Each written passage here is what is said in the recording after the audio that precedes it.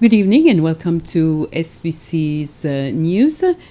President Wavell Kalawan has condemned the incidents whereby adults are taking children by force and bundling them into their vehicles.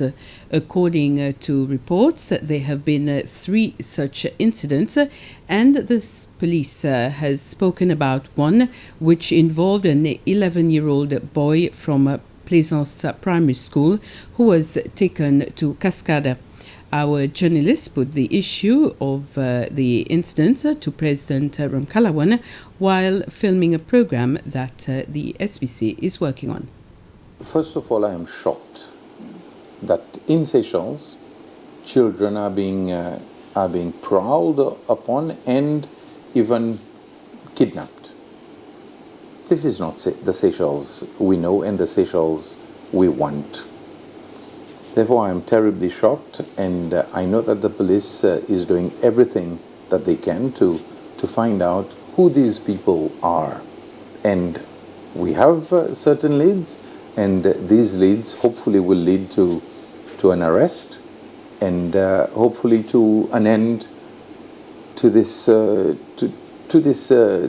strange behavior, which I have to condemn 100%. But of course, the question that is then that comes up automatically is, why are these people linked to drugs? Are these people? Is it a question of revenge? What is it all about? And I guess this is the work that the police are doing to find out exactly who, and therefore to be able to answer these questions. I condemn what has been happening 100%, and I ask parents to be more alert, to ensure, for example, when their children finish school, that they are not alone, because this is when it's easy just to pick a child who is alone. But try and organize their children in such a way that they are always in a group, and this in itself will be a deterrence. So please let us help the police where we can in order to arrest the perpetrators. The Land Waste Management Agency, LWMA, has said no prawns have been removed from the landfill in the presence of officers from the agency. The assurance follows reports that the ISPC branded seafood was being sold or distributed into the community. ISPC had on its Facebook page yesterday issued a notice informing the public that a container of frozen seafood that had defrosted during shipping and had started to decompose was sent to the landfill and that it was unfit for consumption. The LWMA has refuted the reports that some of the prawns were removed, saying that the disposal of the prawns was done in the presence of their officers. They say one of the workers of the contractor responsible to dispose the products had attempted to remove some boxes of prawns from the landfill, but was intercepted. Ms. Tali Domeng is the new Chief Fire Officer of the Seychelles Fire and Rescue Services Agency, the SFRSA. Ms. Domeng, the first lady to hold the position, was promoted during a historic ceremony at the SFRSA headquarters at the Newport this morning. Ms. Domeng is 45 years old and has been in the force for the past 25 years. Also during the same ceremony, Mr. Jones Madeleine was promoted to the rank of Deputy Chief Fire Officer. Mr. Madeleine, also 45 years old, has worked for 26 years at the agency. President Wavell Kalawan, who also attended the ceremony, commended both Ms. Domeng and Mr. Madeleine and said that their promotion to the top positions of the SFRSA was well deserved. Ms. Domeng, who is amongst 15 women in the agency, has welcomed the position with much humility. I am humbled and honored to be given the opportunity to continue to serve the fire service. In my years in service, I have looked upon it as a vocation and not as a job.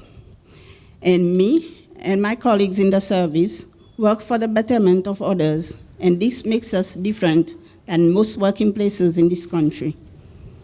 Personally, I want to see the service flourish to become what it's meant to be, a beacon in fire safety and discipline, building on the good work, legacy of my predecessors, the past chief officers that have formed me throughout my 25 years in service. I am proud of the accomplishments of this service, and I look forward to working to further our vision and mission. While I have no doubt that this will be an incredibly challenging position, I ask that the staff bear with me through the transition as we aspire to be better, and I'm excited to work with the newly appointed deputy, Mr. Madeleine, and develop and enhance an organization that continues to deliver an exceptional service to our country. To my Lord and Savior, I ask for guidance, and to my family, I thank you for your continuing support. The Court of Appeal hopes to deliver its judgment on whether the foreign arbitrary order for VG Construction Pty Limited to pay Eastern European Engineering Limited EEEL around 20 million euros as compensation in relation to the construction of the Savoy Hotel is just and convenient to be applied in Seychelles. This is the ground of the appeal filed by VG Construction Company. The 3 foreign judges who have been appointed to rehear the case to ensure impartiality today heard arguments from lawyers of both parties. The appellant's lawyers said that in the first place the judgment shouldn't have been registered here as it is barely recognizable.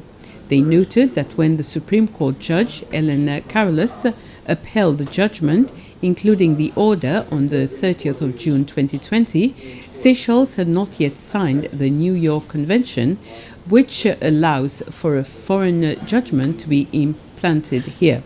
The respondent's lawyer, Basil Waro, said it is applicable to enforce a British judgment in Seychelles under the UK Arbitration Act, which he said makes that possible in any Commonwealth country. The Agro forestry project at Montagne-Posay is one amongst other projects that has not been honoured by the Ministry of Agriculture, Climate Change and Environment. Today, members of the Committee on Government Assurances in the National Assembly, COGA, visited the site to see the progress of the project. The visit took place in the presence of the Minister responsible for Agriculture, Flavien Joubert. He says the main issue which has prevented the ministry from allocating land to farmers in the project is the lack of surveyors in the country. He has reassured the committee that 10 plots of land will be subdivided in the near future as the ministry has now secured the services of 2 surveyors. The main constraint for the Department of Agriculture has been the lack of surveyors in the country. We have not been able to subdivide the parcel to allocate to different operators who have shown interest. But recently, we have been given approval to contract 2 different surveyors, and this is one of the priority sites that we will address before the end of this year. So we expect that by the end of this year and first quarter next year, we will be in a position to start allocating land and developing projects with the 10 interested candidates who will be occupying these sites here at Montagne-Posay. Of course, in the process, we have to take into account the sensitivity of the site, the limitations on livestock, and we would have to deal with that as part of the project. But we are confident that if the survey goes ahead, we would be very soon allocating land at Montagne-Posay for agroforestry. And those are our main stories so far this Friday evening. Join us again at 8. Bye for now.